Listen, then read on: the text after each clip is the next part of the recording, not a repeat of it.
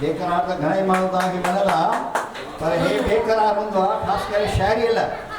कोई हिनखे शाइरीअ लाइ चवे या शाइरी ॿियनि खे ॿुधाइण लाइ हिन चवे अचो, उन लाइ ॾाढो बेकरार रहंदो आहे। हिन जे शाइरीअ में सचपच दम हूंदो आहे।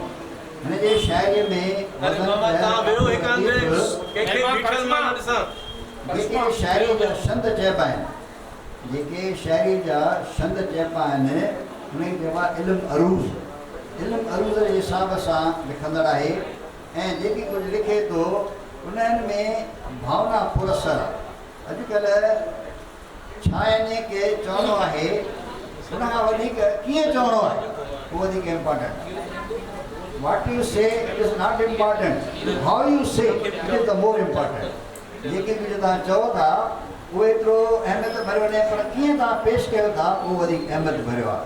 सो असांजो भठी जा शाम बेकरार तव्हां सभिनी खे पंहिंजे शाइरी सां बेकरार करे सघे थो, पर साॻे वक़्तु आख़िर में तव्हांखे करार ॾींदड़ी शाम भठी जा बेकरार। दिलकश जुल्फन वारी नजर फेराए हली वई। दिलकश जुल्फन वारी नजर फेराए हली वई। महबूबा जे वञण सां जिंदगी हली वई, हली वई, हली वई। क्या बात है। नशीली अखरनि जे याद में, नशीली अखरनि जे याद में आंसू अचनि अखियुनि में तरी। नशीली अखरनि जे याद में आंसू अचनि अखियुनि में तरी। निंड नेड़नि मां मुश्क चपनि तां हली वई, हली वई, हली वई। ये किथे आ, किथे आ? बाग में पानी ॾींदो रहियो माली हमेशा थिया। केजरीवाल साहब, बाग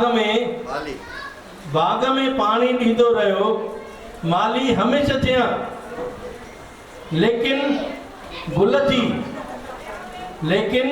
गुलनि जी चमक ऐं महक हली वई, हली वई, हली वई। आसमान में चौतरफ छांइजी विया ऊंधे अंधकार। आसमान में चौतरफ छांइजी विया ऊंधे अंधकार। तारा आहिनि बल्कि तारनि मां चमक हली वई, हली वई, हली वई। हुन जे दीदार सां, हे गज़ल जो आख़िरी बंद, हुन जे दीदार सां चंड में भी चमक आई आहे। चंड सां शुरूआत कई आहे, चंड सां असां मुशारो पूरो कंदासीं। हुन जे दीदार सां चंड में भी चमक आई आहे। बेकरार दिल रुबा जे वञण सां रौनक हली वई, हली वई, हली वई। दिलकश जुल्फन वारी नजर फेराए हली वई, हली वई। महबूबा जे वञण सां जिंदगी हली वई, हली वई, हली वई।